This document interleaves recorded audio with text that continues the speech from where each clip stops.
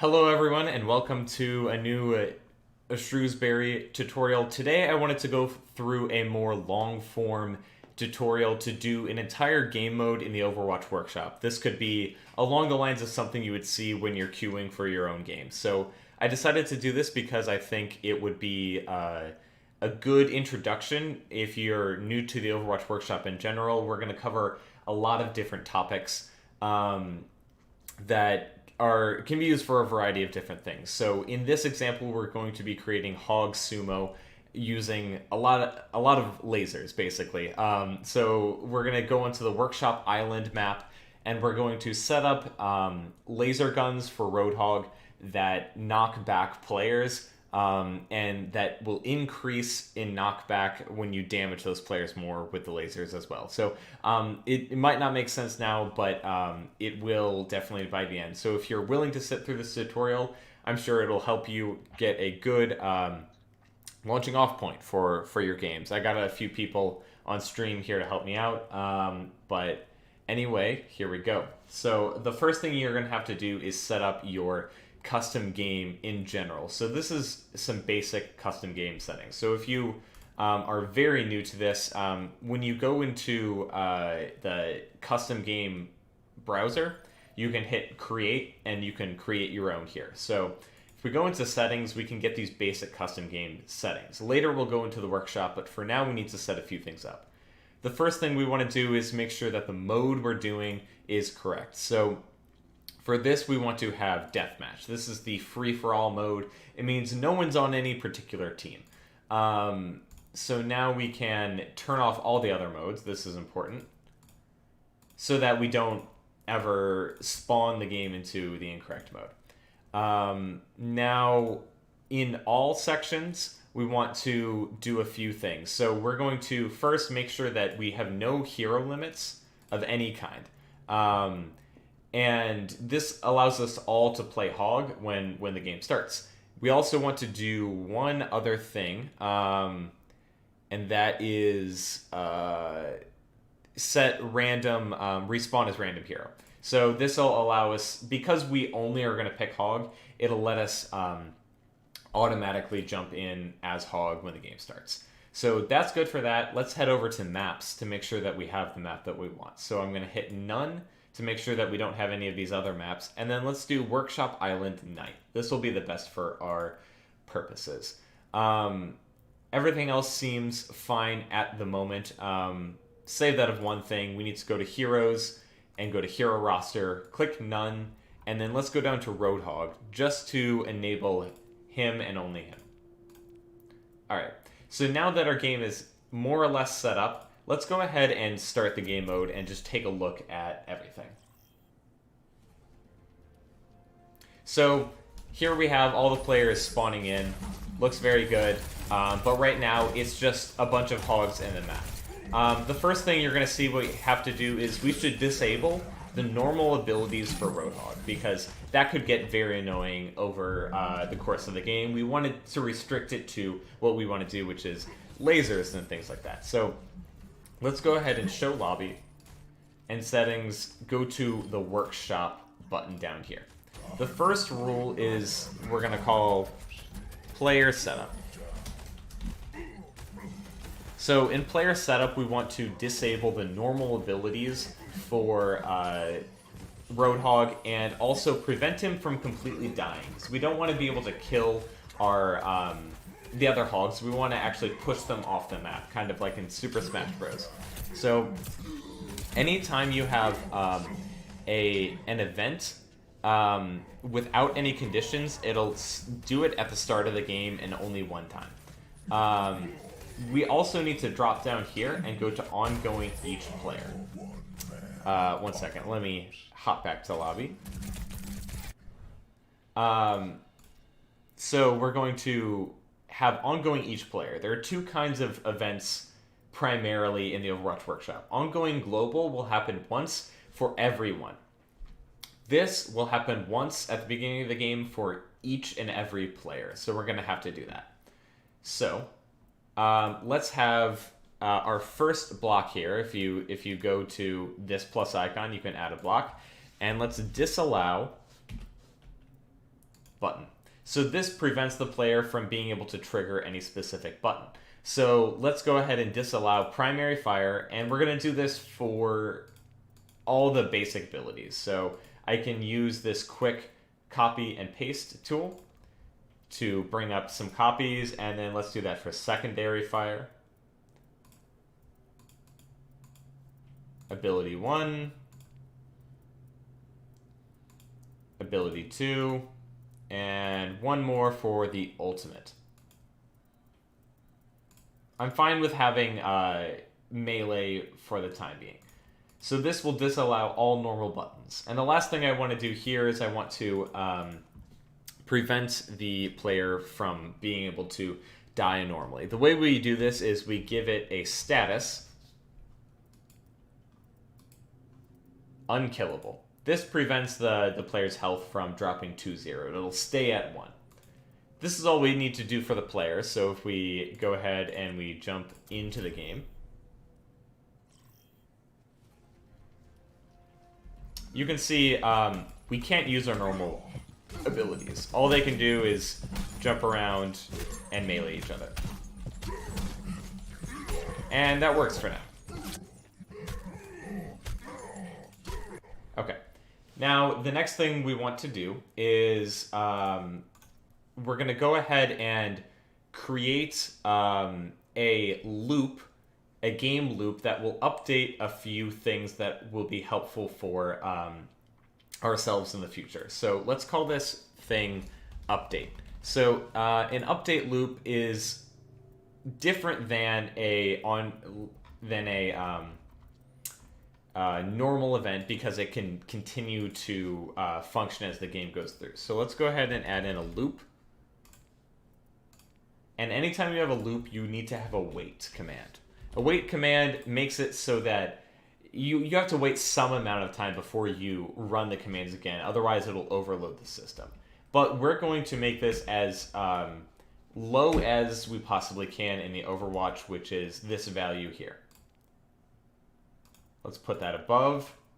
And the first thing we need to do is get the position of the world coordinates of where our character is looking at. This will help us create a beam weapon a bit later. So we need to get the position. Say our hog is somewhere over here, and he's looking over here. We need to get the position about 25 units away in the direction that the character is looking. So this command is a bit cumbersome, but I'll explain it. And to make things easier in the future, we're going to go ahead and create a variable.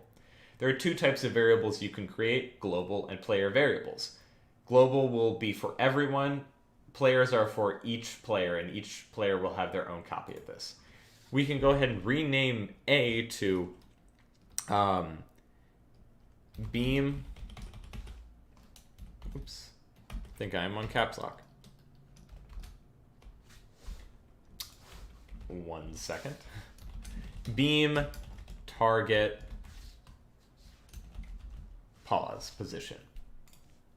So let's go ahead and set this variable. So we can go and set player variable to be beam target position, and we need to set this to a very particular number. So we need to know a few things. First, we need to know where our Roadhog character is. Then we need to know where he's looking, and then we need to kind of give some indicator of how far do we want to extend that position from where that hog is looking. So we're going to start by having an add block. This splits our value into two things that will be added together. The first thing is going to be the position of the event player, which is Roadhog. Then we need to multiply. So this will get that offset based on where the character is looking. Right now we're just at that hog location. So what we can do is take the facing direction of the event player, the Roadhog, and if we multiply it by 25, what this will do is it'll take that direction that the hog is looking and then go out 25 steps or so, and it will get that position instead. So if we keep this in a loop now, it will keep updating that, and we'll always have that position anytime we need it. you can see I get this error up here. This means that we need to make it ongoing each player because we're using an event player thing right there. All right, so now that we have that value, we need to do something with it. So next up, we need to create our beam. So creating a beam is going to take a few steps. We're going to split these steps into create beam and destroy beam. The reason is because we don't want to always have the beam out. We want to have the beam out when the player is clicking left click. And when they're not clicking left click, we have to destroy the beam. So first, let's have if button is held, primary fire equals true. We want to make sure that we're holding down left click in order to create the beam. Once again, we have to change these each to each player. Then let's go ahead and create beam effect. Visible to everyone, but let's make it a bit more menacing. Let's make it red, and good beam is fine. It's the more wobbly one. The bad beam is a bit straighter. Like, you can mess around with the way these look, but ultimately they're just aesthetic. Start position is going to be the eye position of the event player. And now you could just do this, but I find it to be a bit distracting. The beam will be right in front of your face. So something we can do is we can add a value to that. So we can take the eye position of the event player and we can add in a multiplication of down, which is just the direction down, times, let's say, 0.2. This will just move it down a little bit. So the end position is going to be that player variable that we set up earlier, that beam target position. So whenever we hit the button, we're going to create a beam.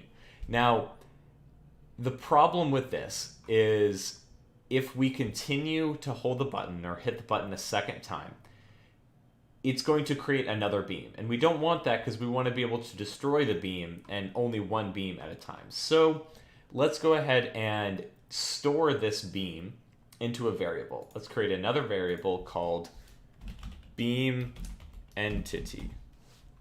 This is literally the beam itself being stored in a variable. To capture that, we can say set player variable to, all right, we're going to set beam entity to be the last created entity. This will keep that stored. And now something we can do with this is we can make sure that we only create a beam if we don't already have one. The way to do this is we can check to see if we have created one and stored it in the variable already. So we can compare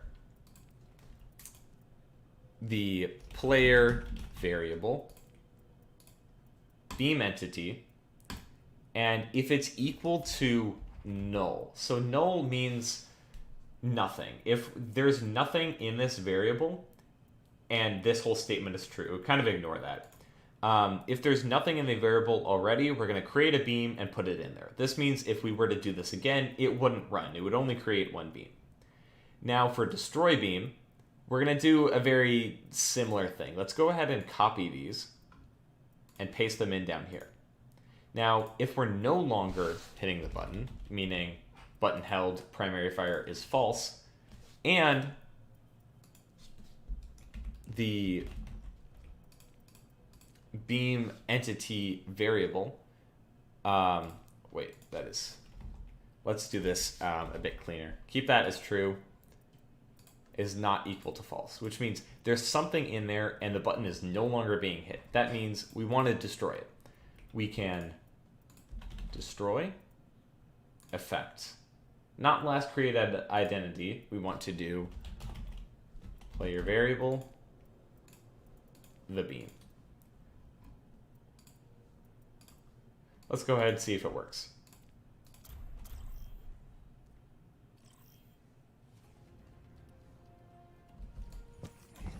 So you can see we have a simple bug. So right now it's spawning in once, but then when I let go, it disappears forever. I believe I know what that problem is. Let's go ahead and jump right back in. We need to make sure that when we destroy this, we're setting it back to null so that when we want to go create it again, it sees that it is null. So let's go ahead and set player variable beam entity to null. Let's go ahead and show lobby and make sure you restart the match every time you make a change. This will update everything and make the new settings apply. So now we can create beams, and when we let go, it'll disappear, and we can create new beams. And it updates as fast as it possibly can, but sometimes it's not quite perfect. All right. So let's go back and jump back into lobby. We have a few more things we have to do, but we're getting very close. So back to lobby. All we need to do now is have the beams damage the targets and knock them back a bit. So there are a few ways to do this, but the best way that I would recommend is starting with the damage first and then working from there. So let's go into the workshop and let's add in a new script. Let's call this damage. So this is going to use the same trigger from here, if the button is being held. Make sure to make this each player. Now, we need to have one block that says damage. So first up here, we need the player that we want to damage. So let's go ahead and make this raycast hit player. So raycast hit player is a command that takes a raycast, which is basically, it's almost like a laser. It's an invisible laser that draws a line between 2 points, and if there's a player in between it, that's the player that we're talking about. That's the player we will damage. So let's go ahead and have the starting position be the I position of the event player, and then the end position is going to be the end of our laser beam. So we did this work before. So all we have to do is player variable beam target pause.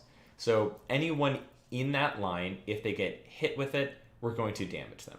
Let's make the damager be the event player to give them some credit for that damage. And let's go ahead and damage them 5. Now, we want to make sure that this doesn't just happen once when we tap the button. If we hold the button down and we continue to hit them, we want it to keep updating. So we need to have another loop. So let's go ahead and loop. Once again, we need a wait. However, we don't want this to happen all too fast. So let's go ahead and wait 0.05. That should be good enough for our purposes. So now we don't want this to loop all the time. So what this would happen is when we hit it the first time, it'll continue damaging the player indefinitely. So we can change this to be loop if condition is still true. So let's go ahead and check to see if our damage works.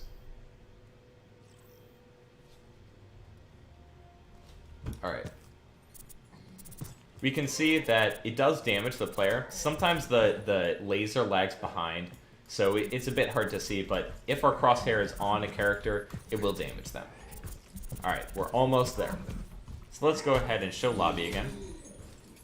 Now we need to knock back the player. The easiest way to do this for our current setup is to listen to see if the player is being damaged, and if they are, knock them back.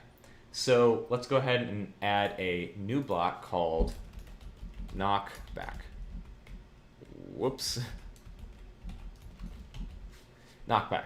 So this is going to be a slightly different command than ongoing each player. Let's go player took damage. So this will happen anytime we take damage. So all we need to do here is apply an impulse. An impulse is basically a force in any given direction. So apply impulse.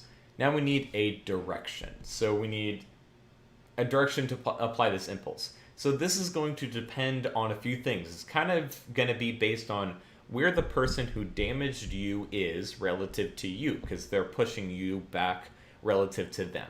So for that, we can use direction towards. This gives us 2 positions, and it'll kind of do that direction from one end to the other. So the first end is obviously going to be the attacker, the person who damaged you. We can simply type attacker, and we'll get that position. Now we need us, basically. So event player. So event player is no longer the person with the laser, it's the person being damaged by the laser, because the event player is the player who took damage, if that makes sense. So that works. Let's go ahead and put in 5 for now and see what happens.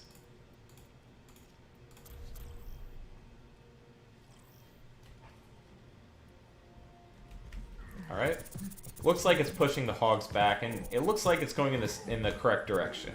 However, if you walk directly against the way that you're being pushed, you can kind of deal with it. Now, we could just scale up this pushback amount to have it be more, but let's make it a bit more dynamic than that. So let's go ahead and show lobby and go back to lobby. This last final touch should make things a bit more fun. So let's have this knockback scale with how much damage is taken by that player. So in our update, we could create a variable that is a damage multiplier, and every time we can check to see how much damage we've taken and up that damage multiplier if we've taken more damage. So let's go ahead and create a variable called, we'll call it KB for knockback multiplier. Sounds good. Now we can set the player variable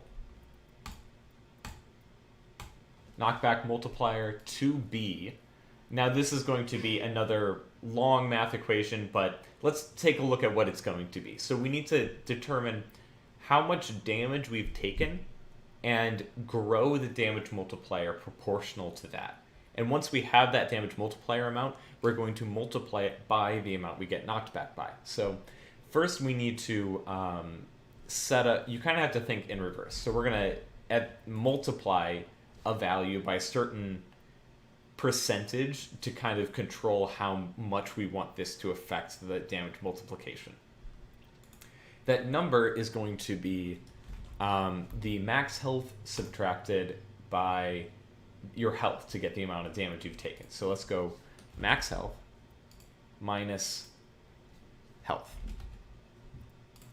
So subtracting the max health and the health gives us the amount of damage we've taken. All we have to do is multiply that by, let's go something pretty small, 0.05, because there's a lot of health and we don't want to push them back with a lot of force. You can also use divide, but I like to multiply with decimals. Now make sure that this goes inside the loop, otherwise it'll be skipped. So I'm going to bring it to the top here. Now all we have to do is incorporate that into knockback. So rather than being knocked back with a speed that's a static number, we can add it to be at least 1, but then let's take our player variable,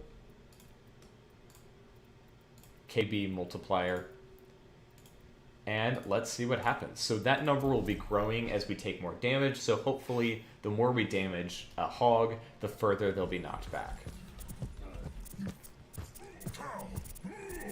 So I'm starting to be knocked back more and more and more until I get thrown off the map. So that's how it works.